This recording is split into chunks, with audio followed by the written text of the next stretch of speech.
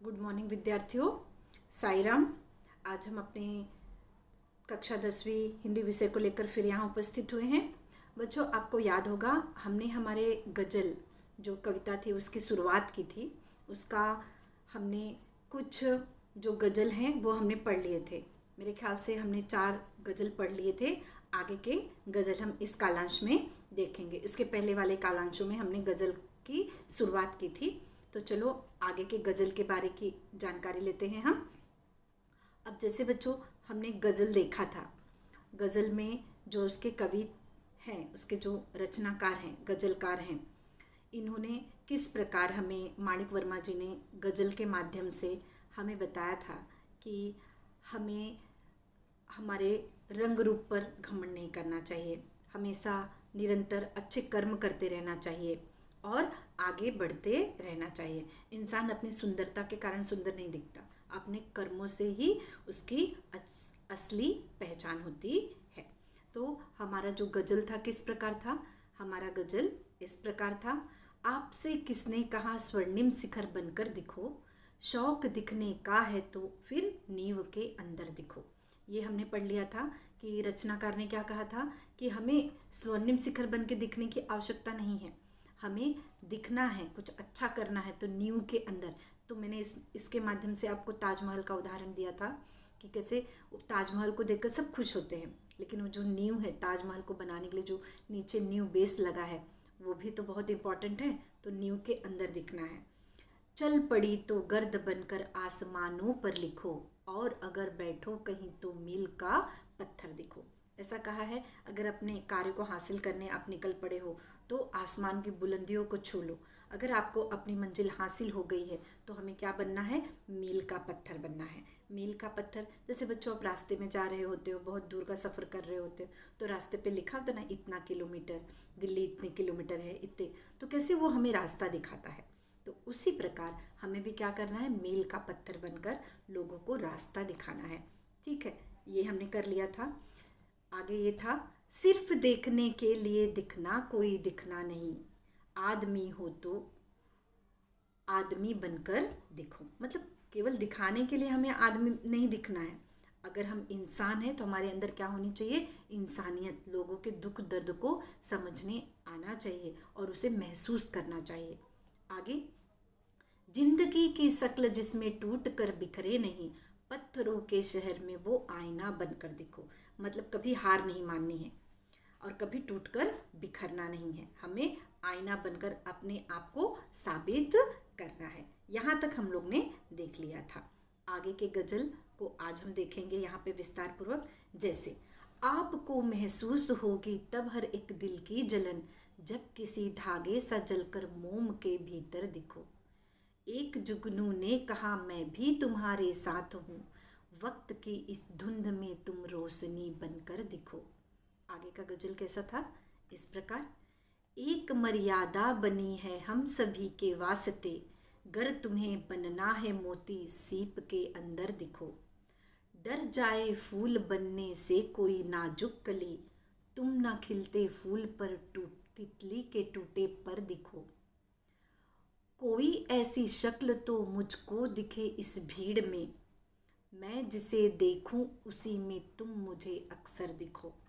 तो बच्चों आज हम 5 गज़ल है उसका अर्थ विस्तार पूर्वक देखेंगे। ठीक है, चलो हम पहले ये देखते हैं क्या कहा है यहाँ पे गज़लकार ने। आपको महसूस होगी तब हर एक दिल की जलन, जब किसी धागे सा जलकर मोम के भीतर देखो।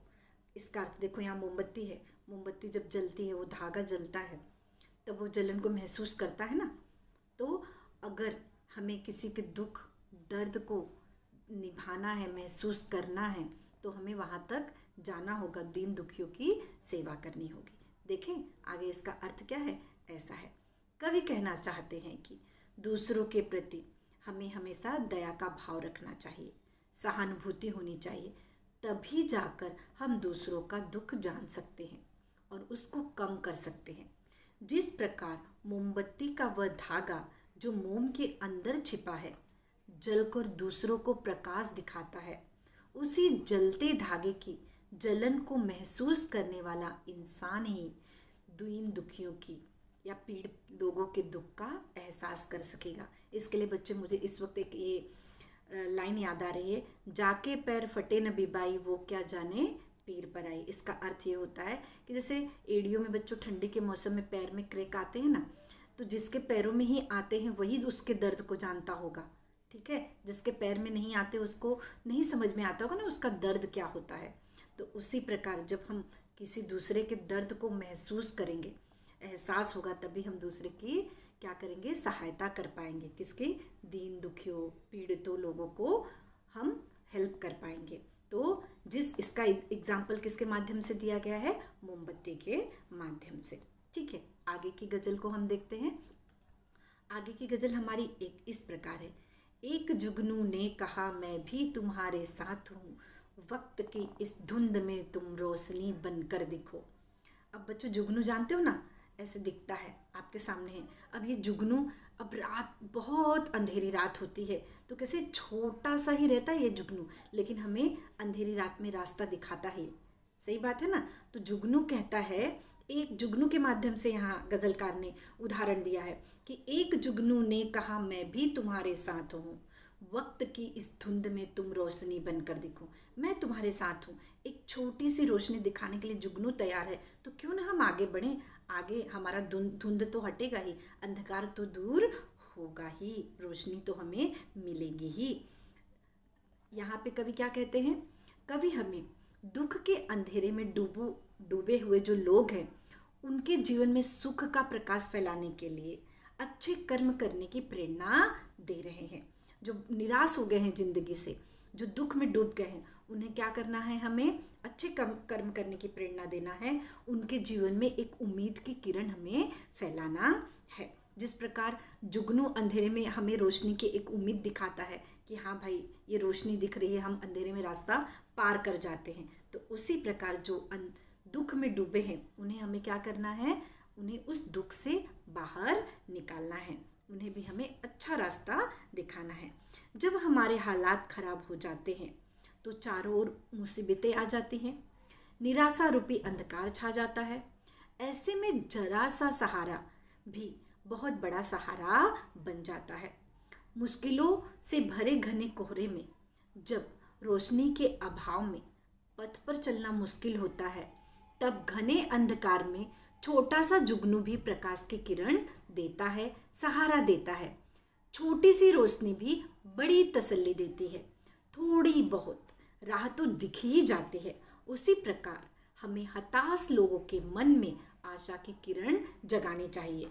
हमारे कर्मों से हम जुगनू की तरह लोगों को आगे बढ़ने में सहायता करें और उनका साथ दें। सही बात है ना बच्चों।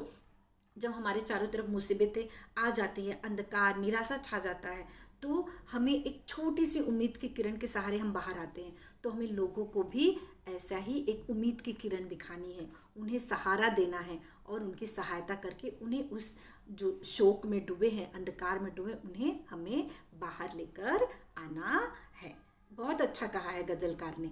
आगे हम देखें, आगे के गज़ल में क्या है, एक मर्यादा बनी है हम सभी के वास्ते, गर तुम्हें बनना है मोती तो सीप के अंदर दिखो। एक मर्यादा बनी है हम सभी के वास्ते। सही बात है ना बच्चों, सबकी अपनी मान मर्यादा है सबके लिए। अब जैसे मोती जो होता है सीप के अंदर ही सुरक्षित है, ठीक है, सीप के अंदर ही, उसकी मर्यादा कहाँ है, सीप के अंदर ही है। इसमें गज़लकार क्या कहना चाहते हैं, इसमें गज़लकार कहना चाहते हैं कि मनुष्य समाजशील प्राणी है और उस पर समाज के कुछ बंधन हैं। यदि हम मर्यादा में रहते हैं तभी समाज हमें और हमारे व्यवहार को स्वीकारता है। हम अगर समाज में पहचान बनाना चाहते हैं तो सीप के अंदर के मोती के समान हम मूल्यवान बने। हमारी कर्मभूमि सीमित है, लेकिन इस सीमित क्षेत्र में भी हमारे कर्म सीप के मोती की तरह मूल्यवान होने चाहिए, श्रेष्ठ होने चाहिए। इसका अर्थ है कि हमें समाज में रहकर, समाज के बंधनों को मानकर, मान मर्यादा को मानकर हमें क्या करना है, श्रेष्ठ कर्म करने हैं और अपने कर्म को मूल्यवान बनाना है। आगे गज़लकार क्या कहते हैं अपने गज़ल के माध्यम से, डर जाए फूल बनने से कोई नाजुक कली, तुम न खिलते फूल पर टूटी तितली के टूटे पर देखो। इसका अर्थ क्या है कि अगर फूल जो है, जो कली है, वो फूल बनने से डर जा रही है, उसे पता है अगर मैं फूल बनूंगी तो तितली मेरे ऊपर बैठ जाएगी, ठीक है, भौरे आकर मेरा रस ले लेंगे। नहीं, हमें क्या करना है, उसे आगे बढ़ने देना है, उसे उस सहारा बनकर राह दिखानी है। देखो क्या कहते हैं गजलकार इसमें, अगर कोई नाजुक कली फूल बनने से डर जाती है, उसे मालूम है कि मैं जब फूल बनूं तो तितली आकर मुझे परेशान करेगी, तो हमें उसकी हिम्मत बनकर उसे खिलने का हौसला देना चाहिए। तितली के टूटे पर बनकर उसकी हिम्मत बढ़ानी चाहिए। तितली जब टूट जाती है तो क्या करना चाहिए, उसकी हिम्मत बढ़ानी चाहिए, उसे अपनी शक्ति का एहसास दिलाना है। ऐसे समय में उसे हमें सहारा देना चाहिए, उसके मन का डर निकाल देना चाहिए। अगर हमारे साथ कोई ऐसा है कि जो आगे बढ़ना चाह रहा है लेकिन किसी कारण वो डर रहा है, नहीं मैं आगे बढ़ूंगा तो गिर जाऊंगा, तो बच्चों हमें क्या करना है, उसे सहारा देना है, उसे उसकी शक्ति का एहसास दिलाना है और कहना है तुम्हें डरना नहीं, आगे बढ़ो, उसके मन के डर को निकाल देना है। ठीक है, आगे क्या कहते हैं गजलकार, आगे के गजल में, कोई ऐसी शक्ल तो मुझको दिखे इस भीड़ में, मैं जिसे देखूं उसी में तुम मुझे अक्सर दिखो। मतलब यहाँ ईश्वर के लिए कहते हैं कि मुझे हर किसी में आप ही दिखाई दो, मतलब इस मनुष्य में ईश्वर का ही रूप हो, ऐसा तुम मुझे दिखो। देखो कि इस पूरे भीड़ में आप मुझे किसके समान दिखो, मैं किसी को भी देखूं उसमें आप ही मुझे दिखाई दो। देखो यह सारा जगत मनुष्य का समुंदर है। रोज के जीवन में बहुत अनगिनत चेहरे दिखाई देते हैं। मनुष्य की इस भीड़ में कभी ऐसे मनुष्य को देखने की तमन्ना करते हैं जिसके कर्म सुंदर और श्रेष्ठ हों, क्योंकि शक्ल सूरत की सुंदरता से भी कर्मों की सुंदरता अधिक महत्वपूर्ण है। ऐसे में कवि कहते हैं, हे ईश्वर, मैं जिनकी तरफ भी देखूं उनमें तुम मुझे नजर आओ, क्योंकि तुम सभी जगह हो। मतलब अगर हमारे कर्म श्रेष्ठ हैं, हम अच्छे इंसान हैं, तो जरूर हमारे अंदर ईश्वर का वास होगा। तो कवि ऐसे लोगों में क्या ढूंढ रहे हैं, ईश्वर को ढूंढ रहे हैं। कहते हैं जिनके कर्म श्रेष्ठ हैं, कर्म सुंदर हैं, तो वह मेरे लिए किसके समान है, ईश्वर के समान ही है। हे ईश्वर, मैं जिनकी तरफ भी देखूं उनमें तुम नजर आओ, क्योंकि तुम सभी जगह हो। इसका अर्थ ये है कि कवि चाहते हैं कि सभी इंसान अच्छे कर्म करें और श्रेष्ठ बने रहें। तो इस प्रकार बच्चों, आज के कालांश में हम अपने आगे के जो हमारे 5 गजल बचे हुए थे वो हमने देखा। मुझे उम्मीद है कि आपको गजल के जो 2 भाग थे हमने पढ़े और आपको समझ में आया होगा रचनाकार ने किस प्रकार हमें संदेश दिया है कि हमें कभी हार नहीं माननी है, दूसरों की सहायता करनी है, और अगर कोई अंधकार में डूब गया है, निराशा में डूब गया है, तो हमें उससे क्या करना है, आशा की किरण दिखानी है। फिर बच्चों हम अगले कालांश में अगले पाठ को लेकर हाजिर होंगे। तब तक के लिए धन्यवाद। साईं राम।